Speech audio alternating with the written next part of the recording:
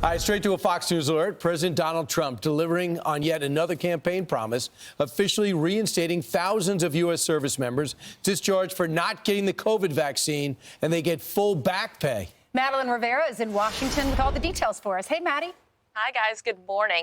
The White House says this redress is long overdue, calling the dismissal of military members who refused the COVID vaccine wrongful. Like you mentioned, Brian, this new executive order given exclusively to our Peter Doocy this morning directs Defense Secretary Pete Hegseth to reinstate all members of the military who were discharged for rejecting the COVID vaccine, and they will receive full pay and benefits. President Trump mentioned this pledge just a week ago in his inauguration speech.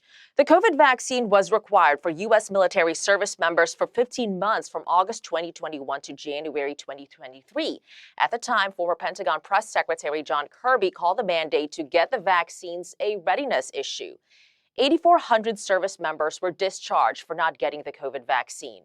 In January 2023, former Defense Secretary Lloyd Austin rescinded the mandate. It was the first time in U.S. history the military reversed a vaccine mandate. But only dozens of those who were discharged chose to return to the military. Republicans have argued the mandate hurt the military's recruiting and retention capabilities. Last year, Austin touted the military's retention rates and stated nearly all active and reserve components of the military met their recruiting targets for the 2024 fiscal year. But the military had acknowledged it had a recruiting crisis just the year before, and the mandate was a political headache for the Biden administration, with some troops suing, calling the order illegal. Later this hour, Florida Congressman Brian Mast will be joining Fox and Friends, and he will have reaction to this new executive order from President Trump. Lauren, Steve Ainsley, and Brian. Thank you very much, Maddie. I'm sure Brian Mast is going to be delighted. Donald Trump ran on this. This is just another thing. I don't know if they've got in the West Wing somewhere a great big chalkboard or something like that, like last time where they check stuff off. Here's something else he promised, and 1 week into his administration, check that off. The argument was these are military men and women. They're some of our strongest individuals in our country, and many of them had natural immunity. So the argument for Trump was, these are our military. They're willing to sacrifice their lives to fight for our country, and we're going to kick out 8,000 of them because they won't get a vaccine? Yeah, 8,000 go out. Get this, too. Remember the exemption? Wouldn't honor the religious exemption on the vaccine?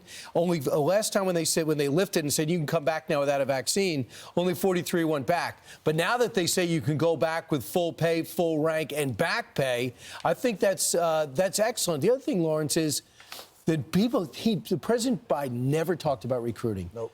Austin never talked about recruiting. But until I read the story, I didn't realize people on the outside go, I'm not signing up for that. Yeah. How many people said, I'm not going to even go in the recruiting office. I'm not taking the shot. Brian, it's like you read my mind. Just from a logical standpoint, why would you get rid of servicemen and women when we're at a deficit right now when it comes to recruitment? It's like we don't have the room to be getting rid of service members. We should be getting more.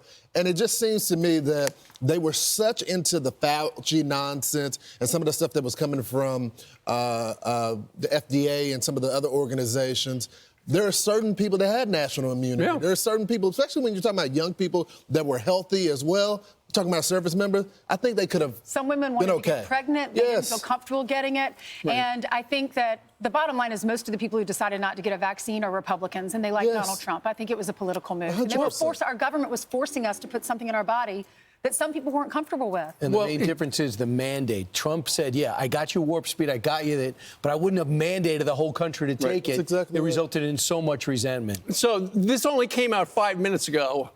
That's when the embargo was lifted. It will be interesting to see. Keep in mind, some people have been out of work or out of that line of work for 4 or 5 years. Mm-hmm. So given the fact that they are going to return to their rank with back pay at their normal pay. Awesome. We don't know if they're going to go back wherever they were posted when they were severed from the military. We don't know a lot of this. They should just to get the money. Absolutely. We just know the headline. They just made thousands of dollars, and Donald Trump kept a campaign promise. When he said this in his speech, the inaugural speech, we were watching it, and everyone that I was watching it with said, whoa, that's amazing, because he said back pay. He promised it. Back pay. I'm Steve Doocy. I'm Brian Kilmeade. And I'm Ainsley Earhart. And click here to subscribe to the Fox News YouTube page to catch our hottest interviews and most compelling analysis.